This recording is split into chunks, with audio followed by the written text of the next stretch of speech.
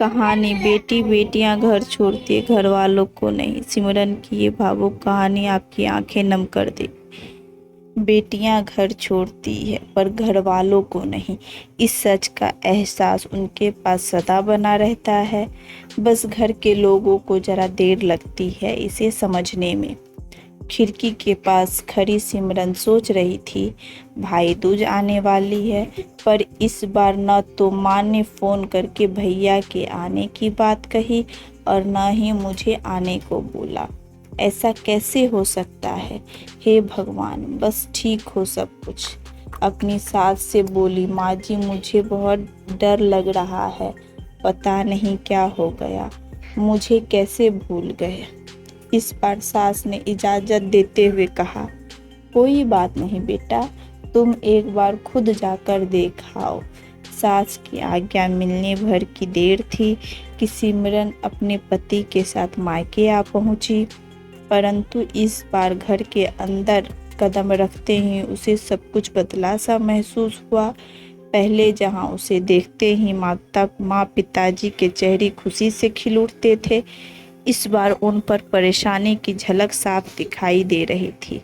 पहले भाभी उसे देखते ही दौड़ी चली आती और प्यार से गले लगा लेती थी, पर इस बार दूर से ही एक हल्की सी मुस्कान दे डाली। भैया भी ज़्यादा खुश नहीं दिखे। सिमरन ने जैसे तैसे एक रात बिताई, परंतु अगले दिन जैसे ही उसके पति उसे मायके छोड़ वापस गए, उसने अपनी माँ से बात की। तब उन्होंने बताया, इस बार कोरोना के चलते भैया का काम बिल्कुल बंद हो गया, ऊपर से और समस्याएं, बस इसी वजह से तेरे भैया को तेरे घर ना भेज सकी।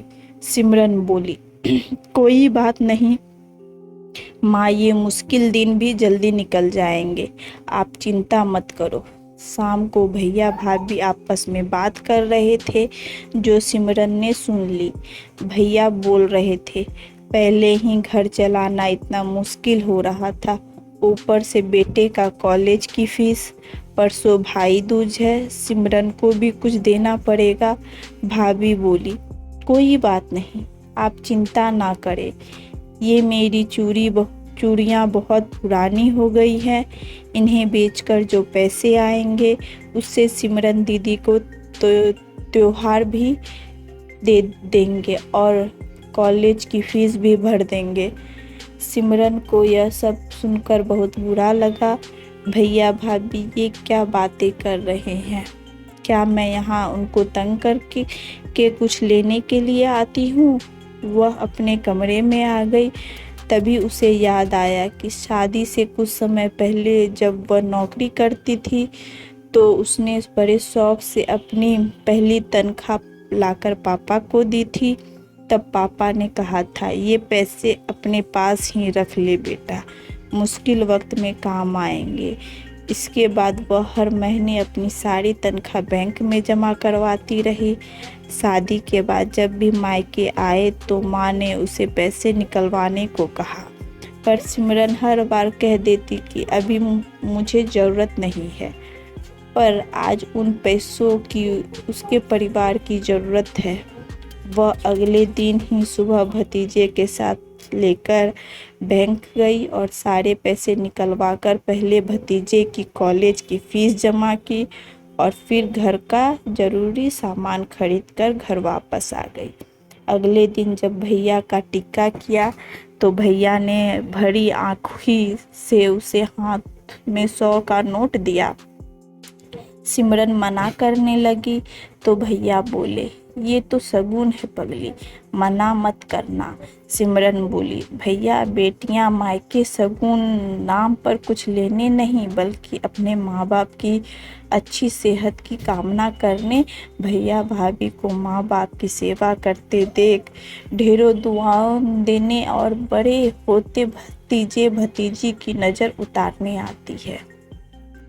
जितनी बार मायके की दहलीज पार करती है, ईश्वर से उस दहलीज की सलामती की दुआएं मांगती है। जब मुझे देख माँ पापा के चेहरे पर रौनक आ जाती है, भाभी दौड़कर गले लगाती है, आप लार लड़ाते हो, मुझे मेरा शगुन मिल जाता है। अगले दिन सिमरन ने मायके से विदा लेकर ससुराल जाने के लिए जैसे ही दहलीज के पार कदम रखा कि भैया का फ़ोन बज उठा। उन्हें अपने व्यापार के लिए बहुत बड़ा ऑर्डर मिला था। वे सोचने लगे, सचमुच बहन बेटियां मायके कुछ लेने नहीं बल्कि अपनी बेशकीमती दुआएं देने आती है। जब वे घर की दहलीज पार कर अंदर आती है तो बरकत भी अपने आप भीतर चली आती है। हर बहन बेटी के दिल की तमन्ना होती है कि उसका मायके हमेशा खुशहाल रहे और तरक्की करे।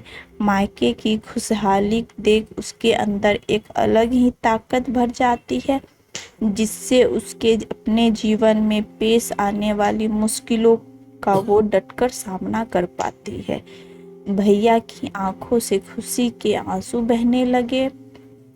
आपको मेरी स्टोरी कैसी लगी कमेंट्स करके ज़रूर बताएं, और ये कहानी अच्छी लगी तो लाइक करें और शेयर करें, और इसी तरह की कहानी सुनना चाहते हैं तो मुझे सब्सक्राइब करें। Thank you.